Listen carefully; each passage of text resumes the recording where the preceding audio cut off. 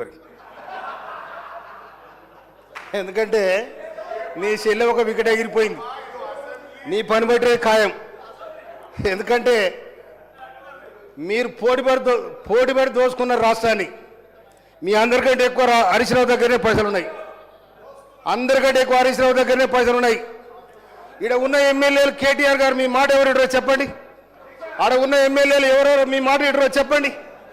హరీష్ రావు మాట వింటారు. రేపు నేను ముంచేది ఖాయం, గుర్తుపెట్టుకోండి. ఎందుకంటే 2001 నుంచి చూస్తున్నాను.